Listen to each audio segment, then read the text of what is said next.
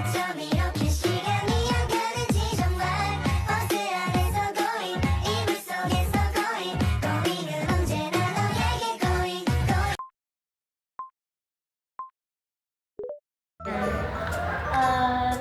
Nama saya Alfian Junaidi dari mahasiswa ilmu komunikasi semester 3. Jadi saya dapat informasi dari Bu Sri buat wawancara Bunda yang katanya Pindu.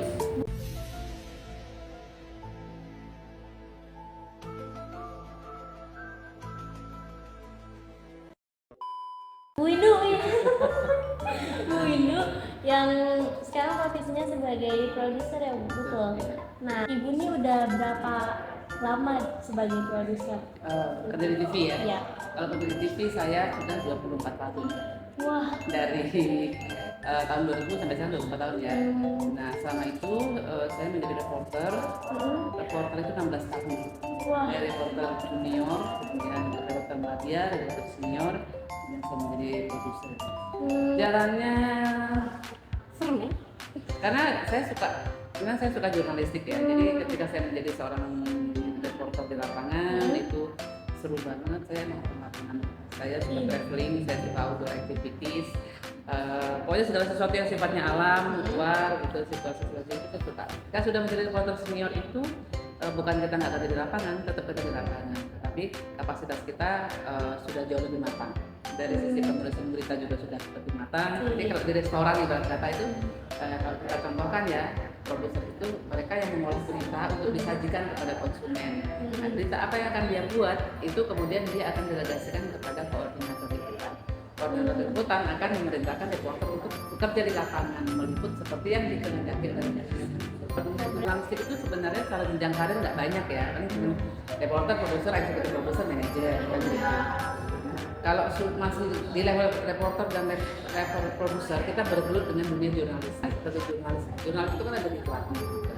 Terus ada tandemnya, ada pelatihannya. Nah, background lah yang sangat penting. Misalnya saya punya background, misalnya saya dulu kuliahnya ekonomi, saya jadi wartawan. Oke, karena apa? Nanti saya akan diproyeksikan menjadi wartawan untuk peliputan ekonomi. Karena dia sudah ngerti backgroundnya, ekonomi makro, ekonomi mikro, perbankan, gitu kan.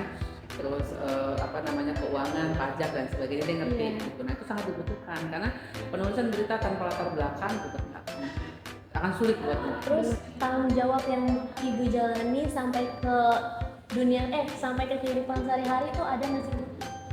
Banyak, karena untuk sebagai wanita pekerja otomatis kita harus multi talented ya. Iya benar banget. Karena kalau kita di kantor kita juga harus menjadi profesional. Kita harus mengerjakan pekerjaan itu sebaik-baiknya. Kedua, kita harus perform gitu kan. Artinya apa yang didelegasikan kepada kita pekerjaan itu harus kita selesaikan dengan baik. Kalau kamu sudah memutuskan untuk menjadi sesuatu atau memutuskan untuk melakukan sesuatu, satu-satunya yang bisa membuat kamu survive di situ adalah kamu harus punya komitmen. Bagaimanapun harus ada pengorbanan, tidak ada. Bener. Perjuangan itu harus ada yang dikorbankan dan harus ada yang rela berkorban. Bener Itu banget. prinsip ya kan. Kalau tidak ada yang mau berkorban, hitung-hitungan kamu gini kamu gitu ya nggak. Do what you want, lakukan. Kalau harus lakukan berkorban. Tapi pengorbanan harus worth it, gitu loh. Ya harus sesuai dengan apa yang kamu lakukan. Karena itu pastilah kan kita namanya manusia biasa ya. Kadang-kadang kita ada di puncak lelah, kadang kita ada di pergumulan persoalan gitu yang membuat otak kita jadi semrawut gitu kan. Terus kita yang konsentrasi ada. Kalau ada kesalahan kayak misalnya buat cerita ya itu kan sebenarnya fatal juga gitu. Kenapa terjadi itu? Saya miss gitu kan. Dan itu memang harus melalui proses. Dan saya kalau kita dalam dunia kerja profesional dan ketika membuat kesalahan ya kita harus konsekuen. Kita harus menghadapi resikonya. Memaafkan orang lain itu mudah, tapi memaafkan diri sendiri itu tidak mudah. Iya. Jadi kuncinya orang untuk bisa fight itu satu, dia harus cinta diri sendiri dulu. Sayang diri, bangga dengan diri sendiri dulu, tidak butuh pengakuan orang lain. Just you and yourself. Cara yang harus dilakukan sebagai pemula nih Bu, ada sarannya dulu buat pemula kayak kita ini?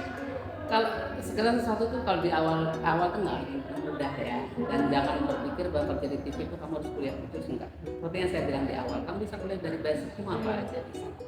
Yang paling penting itu adalah kamu punya kemauan, satu kemauan, ya.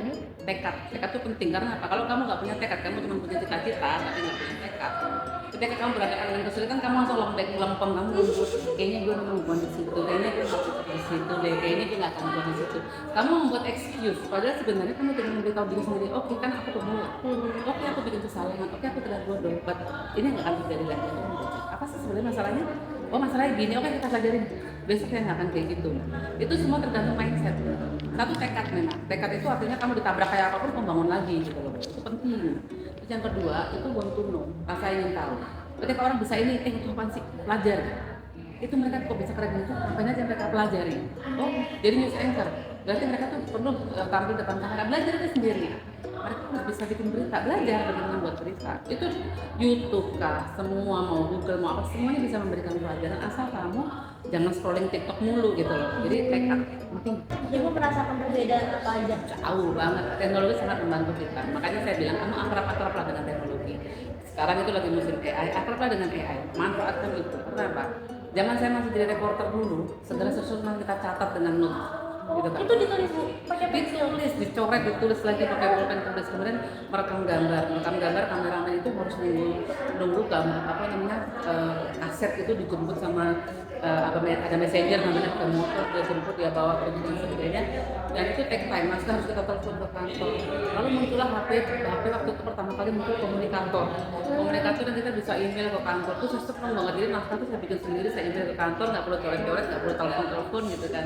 Terus itu komunikator yang kayak gitu doang gitu kan. Coba kalau waktu itu sudah ada kamera pintar, itu saya udah punya dokumentasi luar biasa tentang pekerjaan saya ya, karena tsunami Aceh, gempa Nias. Intinya gini, nggak usah terlalu muluk, hadapi aja apa yang ada di depanmu dan kerjakan sebaik mungkin. Pasti akan membawa kamu suatu tempat.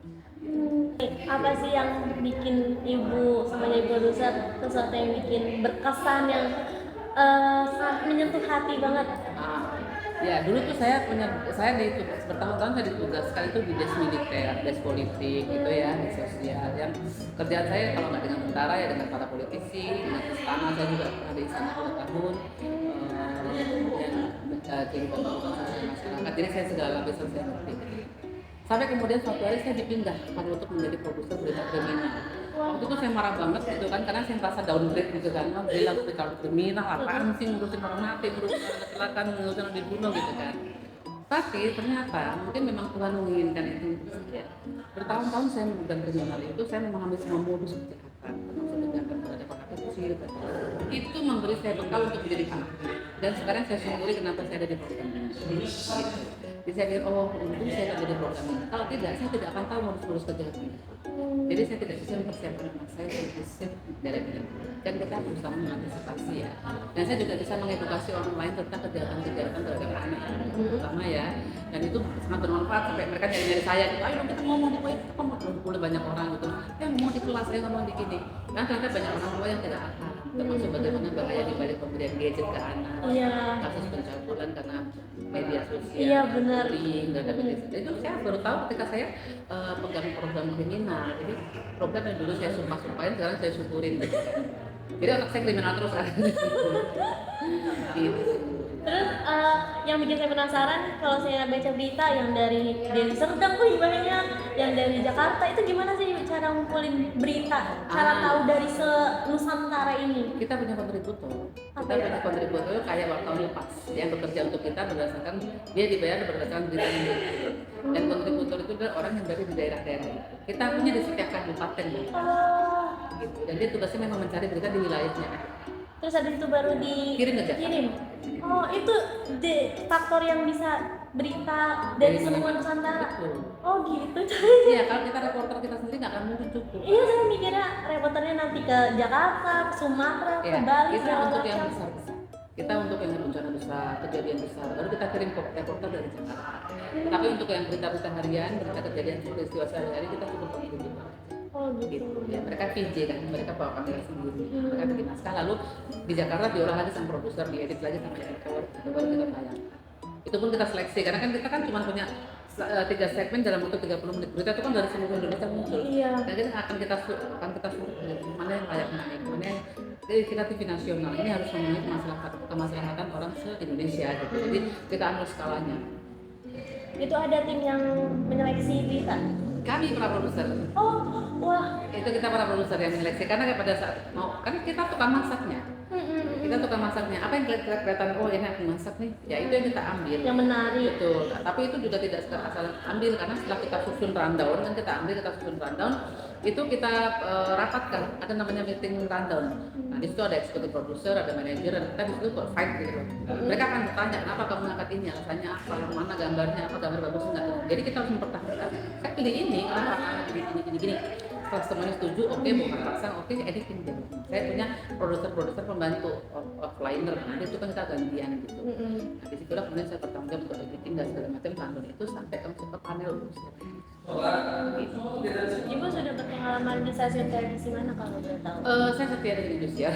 Indosiar. Betul, saya di Indosiar karena saya bukan tipikal orang yang ambisius dengan karir. Saya bekerja itu berdasarkan rasa nyaman. Itu saya nggak kan ya, tapi untuk orang idealis itu jurnalis Sebelum di Indosiar ada di mana lagi? di Bali. Saya dulu kan kuliah di Bali di Udayana. Saya SMA di Jogja, SMP Palembang, SMP di Jogja, kuliah di Udayana Bali. Saya sempat kerja di production house di sana, itu punyanya orang asing.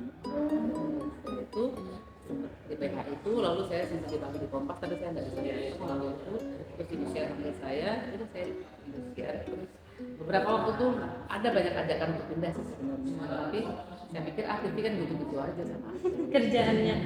dan saya udah nyaman dengan, saya senang dengan produk saya senang dengan orang-orang sekeliling saya, banyak membaca, itu bukan untuk membaca TikTok lain ya, membaca itu membaca buku. Ada dialog di kepala kamu dan kamu akan menjadi pintar, kemudian kamu punya tekad, terus jangan kamu tidak.